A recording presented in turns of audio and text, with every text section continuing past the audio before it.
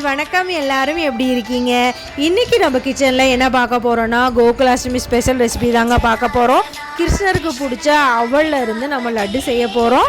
அவல் லட்டு என்னோடய ஸ்டைலில் எப்படி செய்கிறதுன்னு பார்க்கலாம். Welcomes to Deep's delicious kitchen.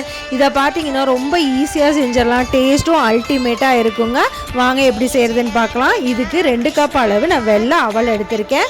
எந்த கப்பில் நீங்கள் அவல் எடுக்கிறீங்களோ அதே கப்பில் நான் வெள்ளத்தையும் அளந்து எடுத்துக்க போகிறேன். இப்போ 2 கப் அளவு அவல் எடுத்து நான் இதை 2 நிமிஷம் நல்லா ட்ரை ரோஸ்ட் பண்ணி எடுக்க போகிறேன். 2 நிமிஷம் ஆயிடுச்சு.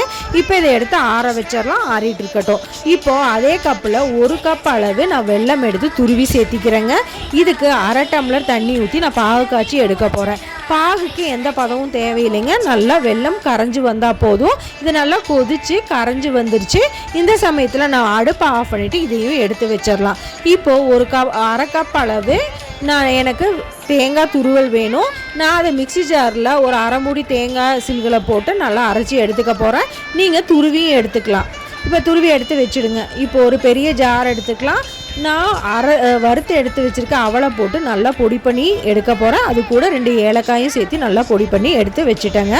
இப்போ வானிலையில் 2 டீஸ்பூன் அளவு நெய் விட்டுக்கோங்க. 10 முந்திரி 10 பாதாம் சேர்த்து நல்லா வறுத்து விடுங்க. இது கூட 10லேருந்து 15 திராட்சையும் சேர்த்து நல்லா நெய்யிலே நல்லா வறுத்து விடுங்க. இது நல்லா வறுத்து வந்ததுக்கப்புறம் நான் துருவி எடுத்து வச்சுருக்கேன் தேங்காய் துருவலையும் இது கூட சேர்த்திட்டு நல்லா பொன்னிறமாக மாறுற அளவுக்கு நல்லா நெய்யிலேயே வறுக்க போகிறோங்க. பொன்னிறமாக மாறிடுச்சு.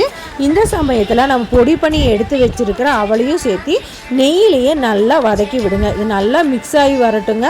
நல்லா வறுபட்டு வந்ததுக்கப்புறம் நம்ம காய்ச்சி எடுத்து வச்சுருக்க வெள்ளைப்பாகையும் இது கூட கொஞ்சம் கொஞ்சமாக சேர்த்து நான் லட்டு பதத்துக்கு உருட்ட போகிறேன். நீங்கள் வெள்ளைப்பாகு சேர்த்தும் போது ஒரு ஃபில்டரில் வடிகட்டி சேர்த்திக்கோங்க. இந்த மாதிரி கொஞ்சம் கொஞ்சமாக சேர்த்து நல்லா மிக்ஸ் பண்ணி விடுங்க. ஒரே சமயத்தில் சேர்த்துனீங்க அப்படின்னா கொஞ்சம் குழஞ்சி போயிடும். பார்த்தீங்கன்னா இந்த மாதிரி கொஞ்சம் கொஞ்சமாக சேர்த்து லட்டு பதம் வர மாதிரி நான் எடுத்து நல்லா மிக்ஸ் பண்ணி வச்சிடுறேன். இது ரொம்ப சூடாக இருக்கும். இப்போவே நீங்கள் கை வச்சிட வேண்டாம்.